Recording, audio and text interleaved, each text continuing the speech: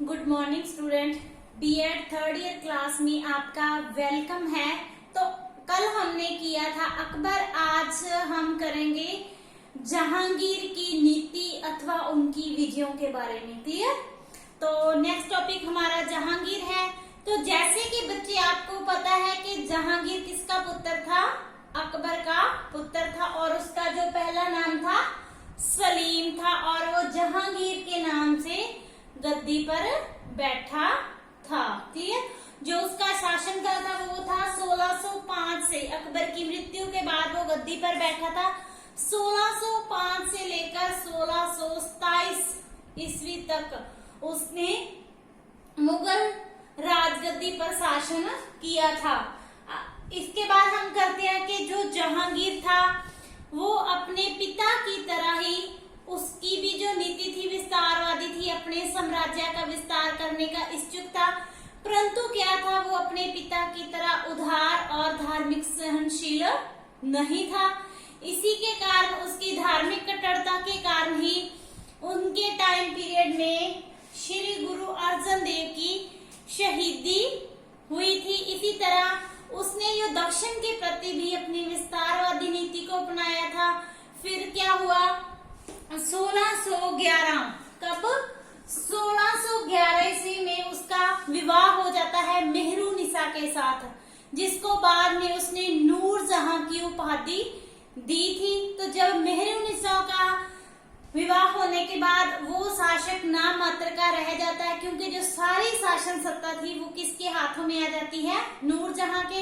जब नूरजहां शासन प्रबंध में अपना प्रभाव कायम कर लेती है, तो जो जहांगीर के दरबारी सरदार या उच्च अधिकारी थे वो उसके विरोधी हो जाते हैं, और उन्हीं की नूरजहां के प्रभाव के कारण ही जो मुगलों को कंधार से हाथ धोना पड़ता है। और बाद में क्या है, जो उनके शहजादे थे खुर्रम और मोहब्बत खां, वो भी विद्रोह कर देते हैं, जिसके कारण जहांगीर की जो शान शौकत है या उसकी प्रतिष्ठा को काफी धक्का पहुंचता है।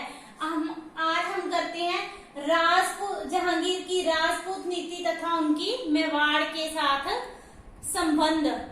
तो जहां तक जहांगीर की राजपूत नीति या मेवाड़ के साथ संबंधों की बात है, तो उसने अकबर की तरह ही राजपूतों के प्रति नीति अपनाई थी। इसके अलावा कहा जाता है कि वो अकबर की राजपूत स्त्री का पुत्र था, इसलिए उसके स्वभाव में राजपूतों के प्रति नम्रता और दया की भावना थी। तो जहांगीर जब गद्दी पर बैठा तो उसने अकबर की तरह ही जिन राजपूत राजाओं ने उनकी अधीनता स्वीकार कर ली थी उनकी और उसने मैत्रीपूर्ण संबंध बढ़ाए। इसके अलावा उसने जो राजपूत लोगों को उच्च सैनिक पदों पर नियुक्त किया था। इसके अलावा उन्हें अकबर के समय ही उसका जो विवाह भी राजपूत रानी, जो के मेवाड़ मारवाड़ जोधपुर के राजा की पुत्री के साथ हुआ था, जिसका नाम था जगत गोसाई। क्या था? जगत गोसाई, जिसको बाद में एक और नाम भी दिया गया था। क्या था? जोधाबाई। क्लियर? जो बाद में जोधाबाई के नाम से भी प्रसिद्ध हुई थी। तो इस तरह उसके स्वयं के क्या हुए थे, राजपूतों के साथ विवाह संबंध कायम किए। इसके अलावा उसने जोधपुर के अलावा उसने बीकानेर और जैसलमेर के जो राजपूत घरानों के साथ भी विवाहिक संबंध कायम किए थे। क्लियर?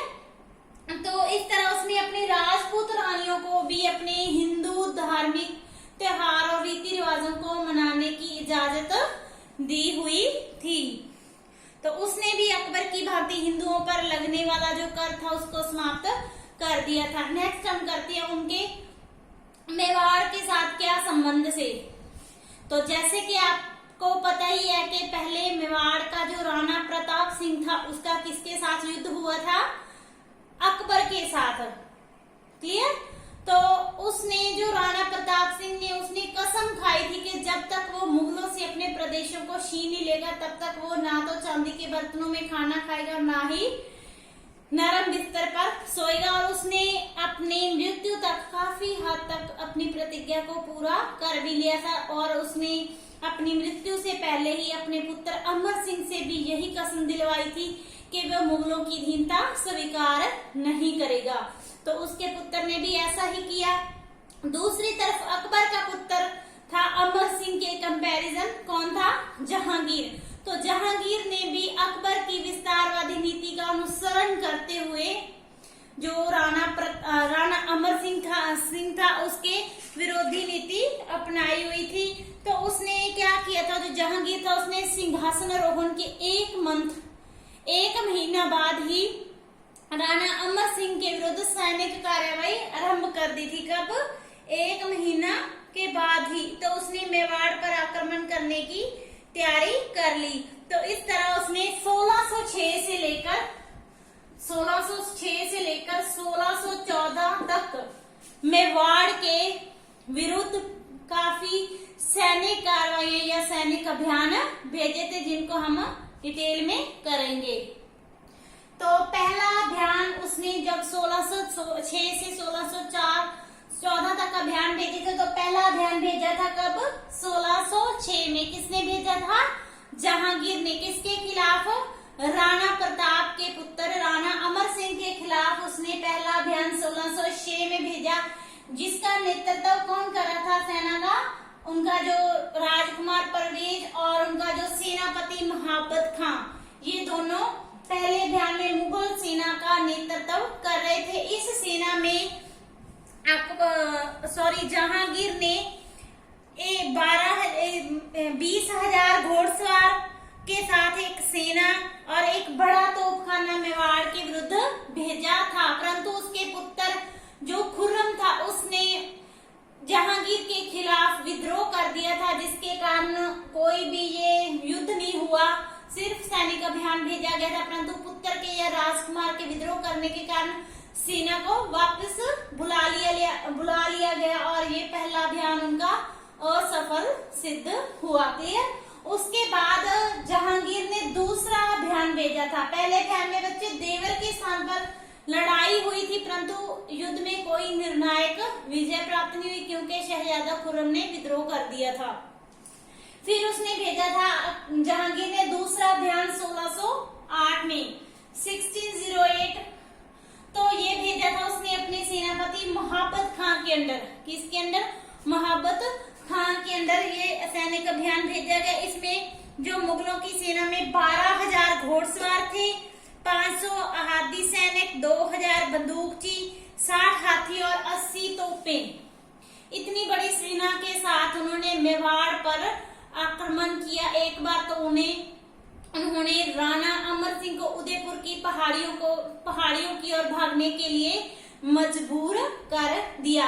परंतु जो दूसरी साइड थे राजपूत, वो भी बहुत वीर बहादुर और साहसी थे। उन्होंने गुरिल्ला युद्ध प्रणाली, जिसमें उन्होंने अचानक अटैक करते थे, छापामार प्रणाली भी इसको कहते हैं, तो उन्होंने गुरिल्ला युद्ध प्रणाली अपना के मुगलों की सारी सैन्य कार्रवाई को नाकामयाब कर दिया। तो इस तरह उनका दूसरा अभियान भी असफल सिद्ध हुआ।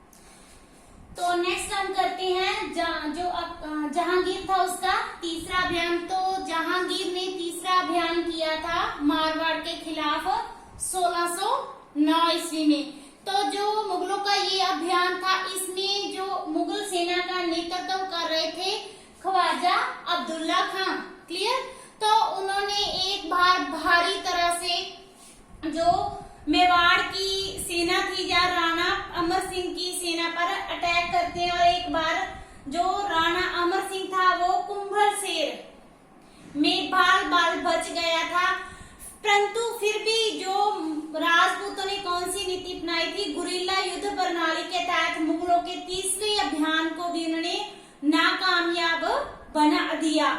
उसके बाद जहांगीर ने अजीज कोका, ये भी उनके सेनापति का नेम है, अजीज कोका के अंडर एक अभियान भेजा था, परंतु इसमें भी मुगलों को सफलता नहीं मिल पाई। क्लियर?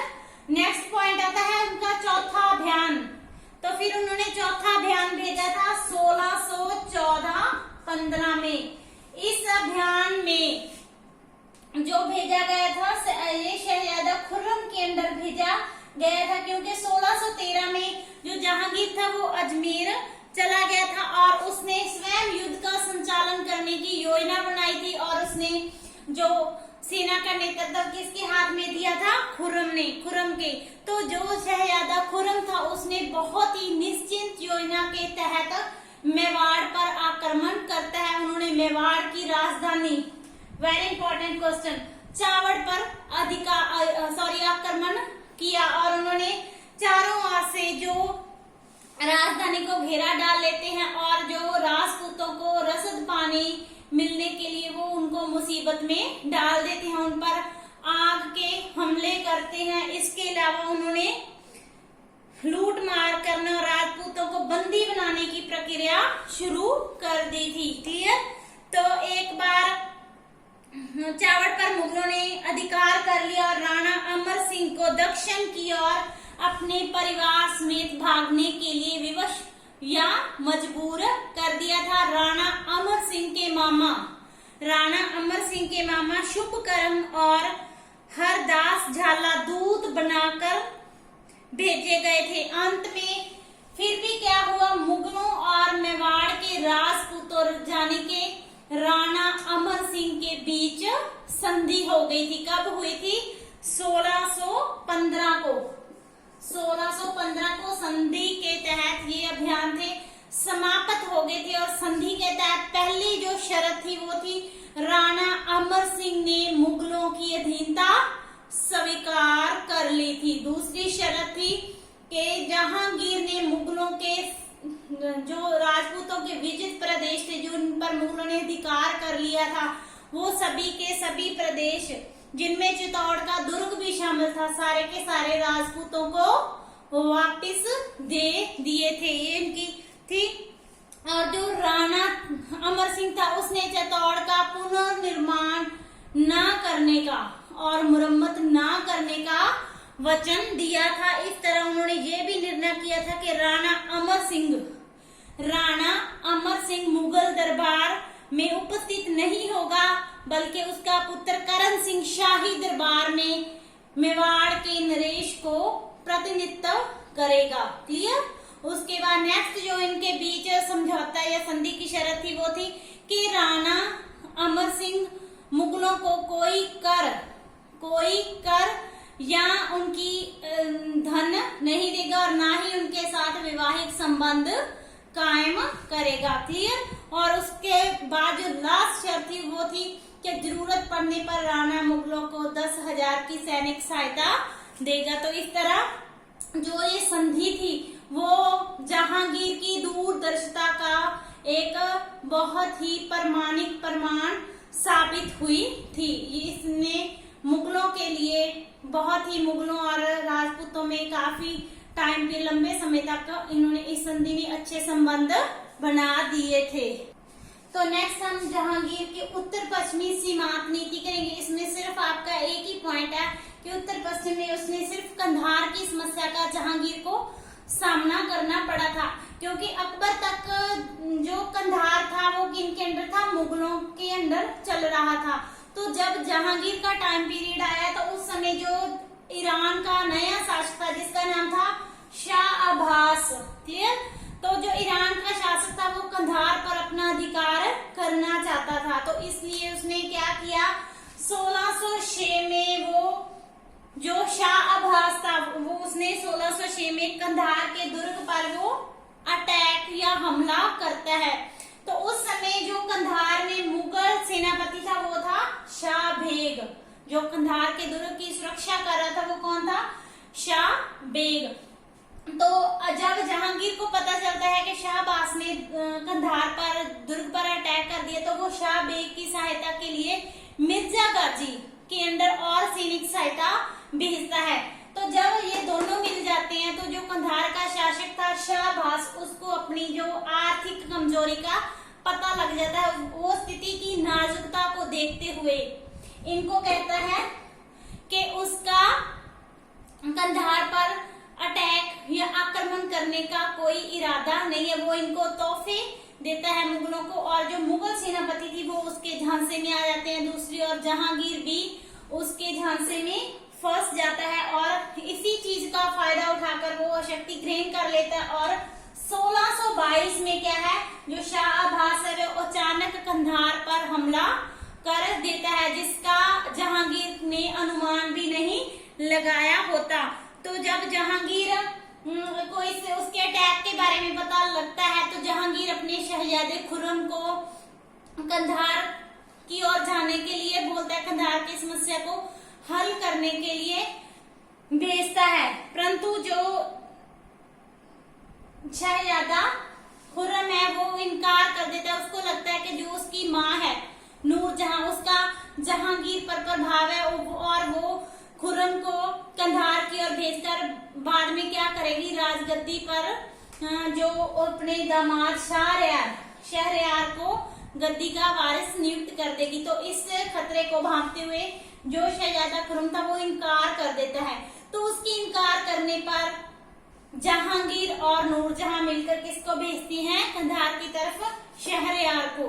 तो उन्हीं 45 दिनों में क्या है, जो ईरान का शाह अब्बास है वो कंधार पर अपना अधिकार कर लेता है और इस तरह जो कंधार था वो मुगलों के अधिकार से निकल जाता है, क्योंकि उसी समय शहजादा खुर्रम ने अपने पिता जहांगीर के विरुद्ध विद्रोह कर दिया था और जहांगीर के हाथ पछतावे के अलावा कुछ भी नहीं रहा था। तो इसलिए हमने आज ये टॉपिक हाफ कंप्लीट हो गया, जिसमें हमने की थी उनकी राजपूत नीति और उनकी उत्तर पश्चिमी सीमांत नीति। कल हम करेंगे उनकी दक्षिण नीति। क्लियर।